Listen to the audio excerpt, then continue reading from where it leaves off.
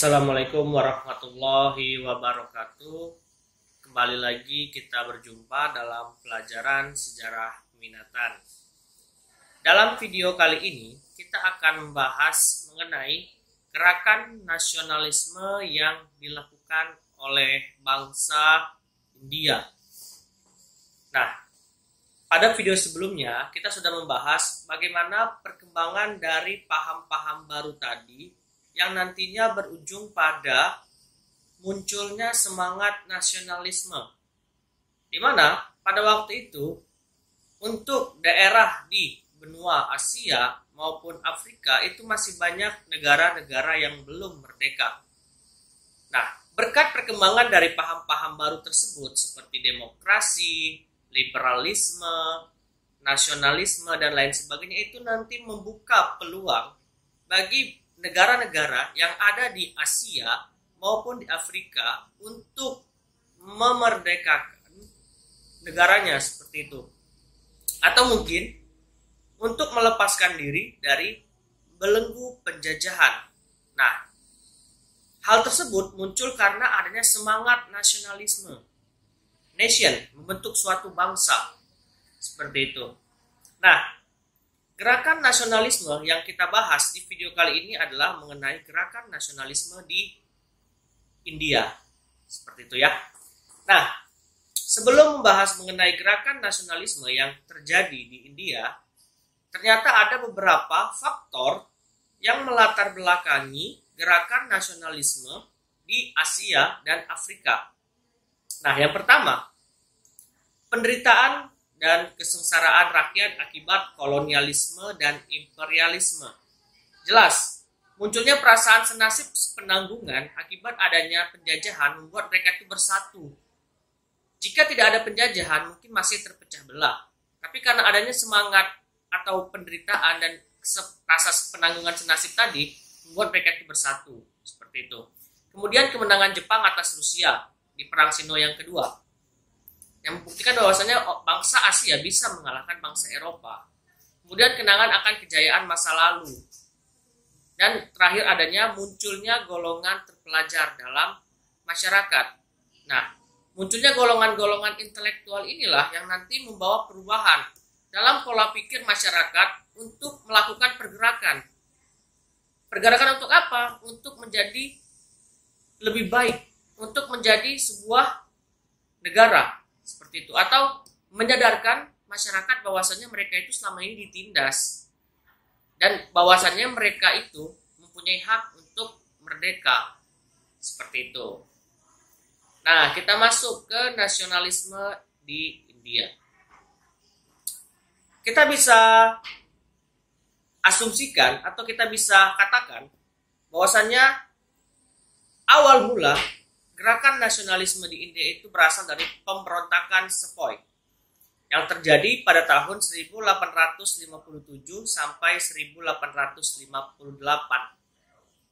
Nah, kenapa bisa terjadi pemberontakan Sepoy?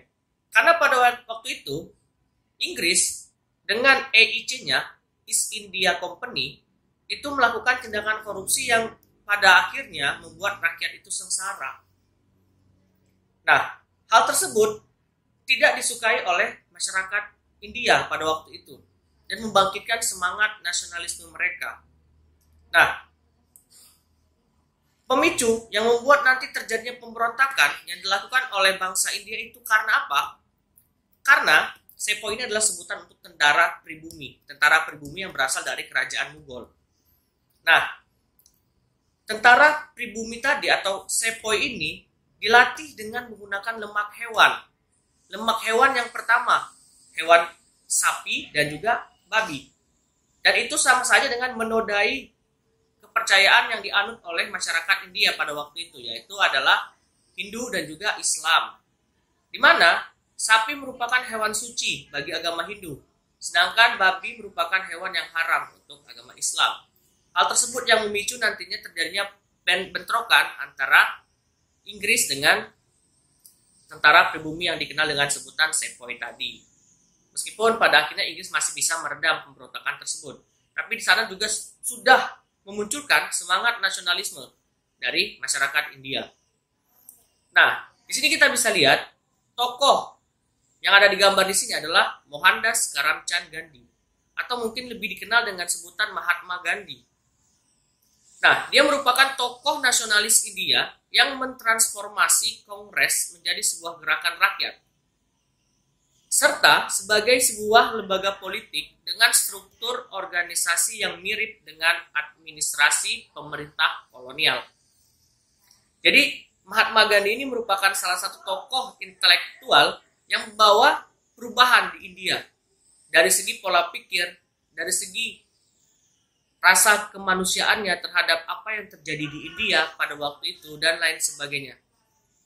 Nah, Mahatma Gandhi membawa sebuah perubahan dan membawa sebuah harapan bahwasannya masyarakat India ini bisa melepaskan diri dari belenggu penjajahan. Nah, dalam pergerakan atau dalam gerakan yang dilakukan oleh Mahatma Gandhi ini bisa dibilang tergolong dilakukan secara damai, tidak melakukan tindak kekerasan atau melakukan perang yang berakibat akan jatuhnya banyak korban jiwa, seperti itu. Nah, di sini ada beberapa sebab yang menyebabkan timbulnya nasionalisme di India. Yang pertama, perbaikan nasib rakyat oleh pemerintah Inggris setelah pemberontakan Sepoy tidak kunjung datang, sehingga rakyat India sendiri yang harus bergerak. Jadi pemerintah Inggris hanya memberikan janji manis terhadap masyarakat India terkait dengan insiden Sepoy tadi. Kemudian yang kedua, hanya orang-orang Inggris yang duduk di pemerintahan, sedangkan orang-orang India tidak diperkenakan ikut serta.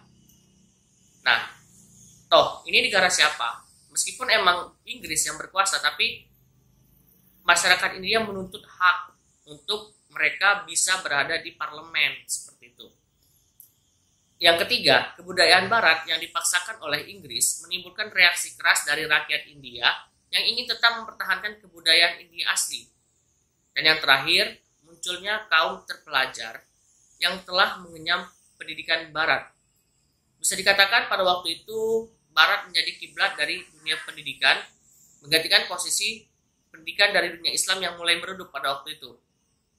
Nah, kemudian Mahatma Gandhi dalam gerakan yang dilakukan untuk membawa India menjadi sebuah negara merdeka itu memerlukan beberapa usaha-usaha yang dilakukan.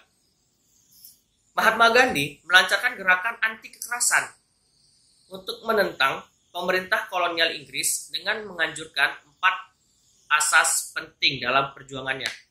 Jadi Mahatma Gandhi ini tidak mau melakukan sesuatu hal yang bersifat kekerasan.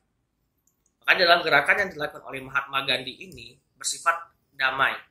Nah, asas dalam perjuangannya itu yang pertama ada ahimsa, yaitu tidak menyakiti, tidak melukai atau membunuh makhluk lain, baik melalui pikiran, perkataan, dan tingkah laku secara sewenang-wenang. Tidak membunuh. Kemudian yang kedua ada hartal. Tidak berbuat sesuatu apapun untuk kepentingan kolonial Inggris. Jadi mengabaikan segala sesuatu yang menyangkut mengenai pemerintah Inggris. Kemudian yang ketiga ada satyagraha. Tidak bersedia bekerja sama dengan pemerintah kolonial Inggris. Dan yang keempat, swadesi.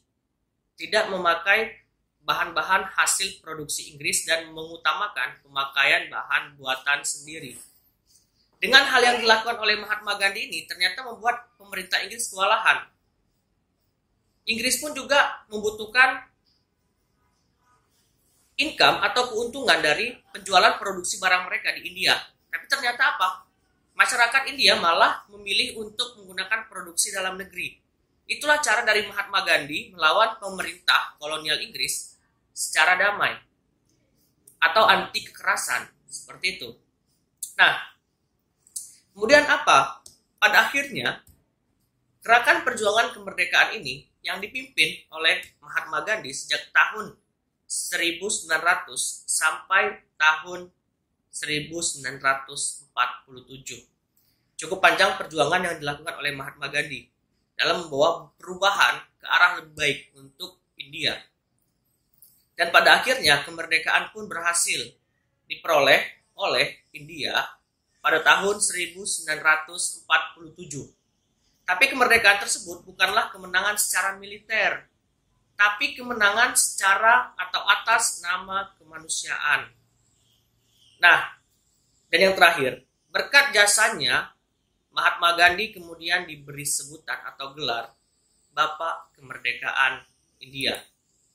Dengan segala peran, dengan segala kontribusi dari Mahatma Gandhi dalam usahanya untuk menjadikan India sebagai sebuah negara merdeka. Seperti itu.